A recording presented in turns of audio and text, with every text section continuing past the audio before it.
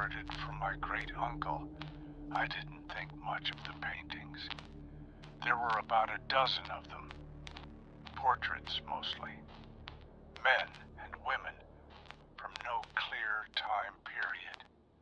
Formal clothes, pale faces, eyes that never quite looked at you, but never looked away either.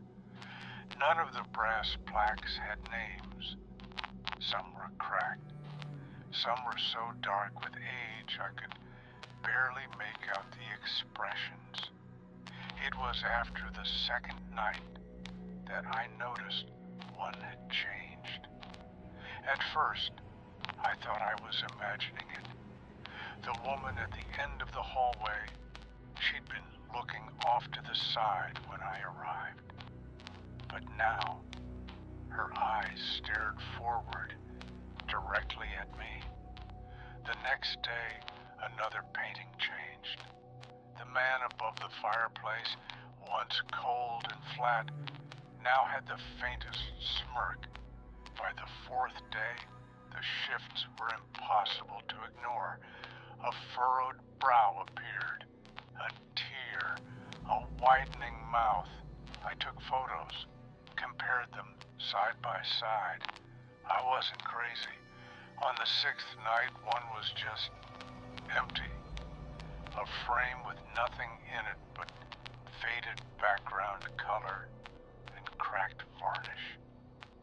I stood there, staring at it, trying to remember who it had been. The next morning, it had returned.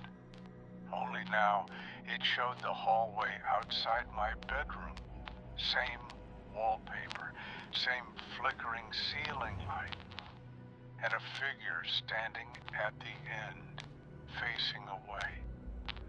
I took down every painting that night and carried them to the basement.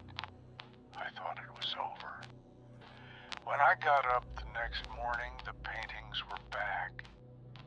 They weren't where I'd left them. They were everywhere, leaning on chairs, resting against the fireplace, stacked in corners. And every single one now showed a variation of me, screaming, crying, running, cowering.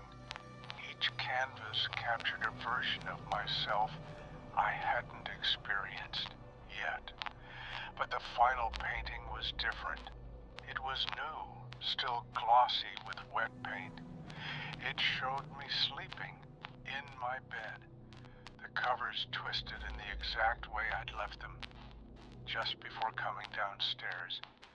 And over me was a figure, tall, hunched, with arms too long, and fingers dragging toward my face.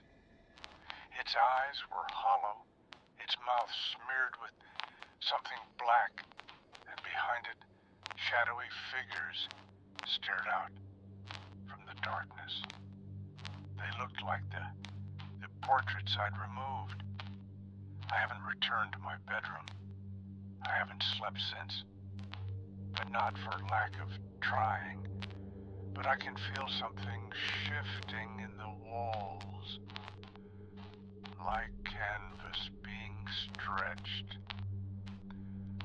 And tonight, I swear I heard a frame creak open right behind me.